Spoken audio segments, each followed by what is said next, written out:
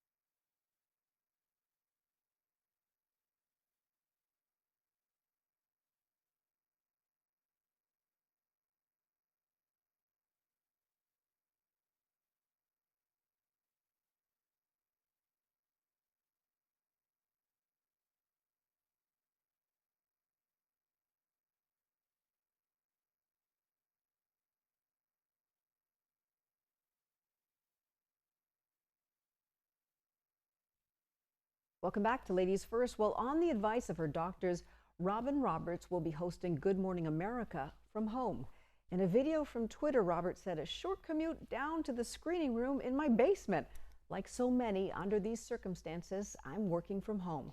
She went on to add that living in New York City, there's an escalation right there. And because of my underlying health conditions, my doctors thought it best that I work from home, end quote. Roberts, who is a cancer survivor and also battled a rare blood and bone marrow disease, said she brought some cherished items from her studio to decorate her new workspace. This seems to be the new norm where people are doing whatever it takes and companies are stepping up and letting employees work from home so that business can go on as usual, but everybody feels safe and protected. So for Robin Roberts to anchor Good Morning America from home, nobody gets to miss a morning with her because we love to see her beautiful smile and energy in the morning. So and now we get to see her from her apartment, from her home. This morning, when she was on this morning, she had a bowl of popcorn. She was able to respond to every single question that, as far as Michael and the other people that were on the set. And she looked like she was having a ball. So she makes a very tough situation look inviting and fun, and you're right. She's able to pull her viewers in, and so they don't get a chance to miss a beat. Yeah, she actually had on big fuzzy slippers. You know, the fuzzy slippers with the little toes in them? Right. It was so cute because she had on she's like gorgeous full face of makeup, jewelry, her top on. And then she showed her feet and she had like the fuzzy slippers on. Now, I'll tell you one thing that worried me a little bit about that interview. She did sound like she had the sniffles. And I thought, you know what? Ooh. What I thought then is that they're really being smart. And I think so many of us, it could be like the rest of us who have allergies and who we sound like we have some terrible condition. But, I worry so much about people who have a tremendous health risk and what that means. So whether it's Oprah separating out or whether it's Robin Roberts, I think it's smart to do exactly what they're doing, and we can still see them. Absolutely. It's interesting now. I think society is kind of getting used to this whole concept of working from home. It's going to be interesting to see after this epidemic is all over and we've returned to some semblance of normalcy, whether or not people will want to continue this trend of working from home, because it obviously has a lot of advantages.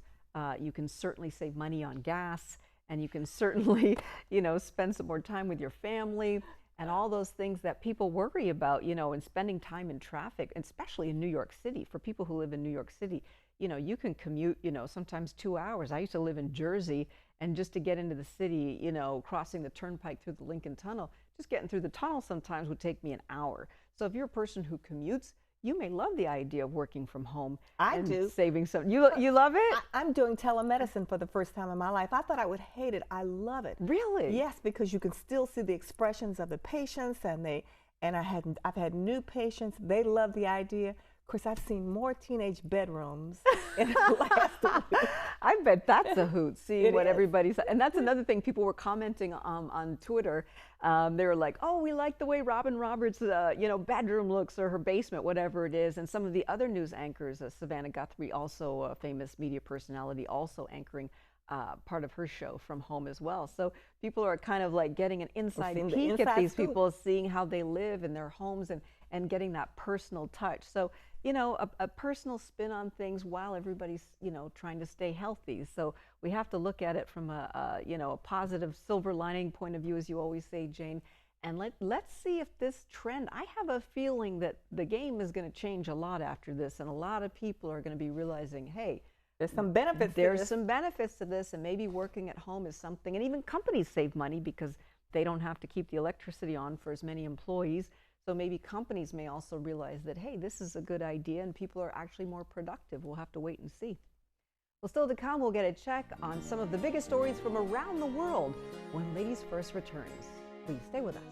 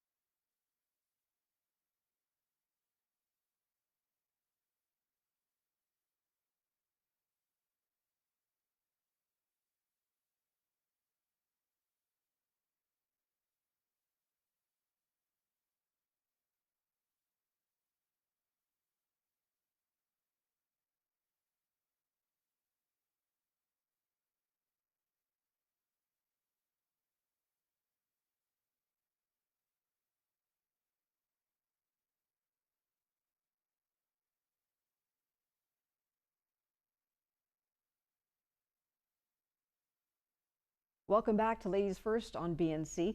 In international news, Spain has recorded 3,434 deaths from coronavirus, making it the country with the second highest death toll in the world. That's an increase of over 27% on Tuesday's figures. The country now has 47,610 cases in total. In China, where the outbreak began, 3,281 people have died, according to their National Health Commission. Italy has the highest death toll in the world at 6,820, according to figures from Johns Hopkins University. A top Spanish health official said that he expects the number of COVID-19 cases to continue increasing in the coming days. Spain's Deputy Prime Minister Carmen Calvo has tested positive for COVID-19. Prime Minister's office announced today.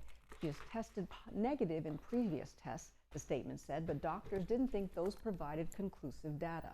Calvo is receiving medical treatment and progressing favorably. She is in hospital in quarantine. And China will resume domestic passenger flights to and from Wuhan starting April 8th, when travel restrictions placed on the original epicenter of the novel coronavirus outbreak are to be lifted, according to the Hubei Provincial Transportation Authority. Speaking today, the authority's deputy head Wang Benju said that while most domestic flights will resume, all flights from Wuhan to Beijing and international destinations will remain suspended. Almost all countries in the West dealing with the coronavirus pandemic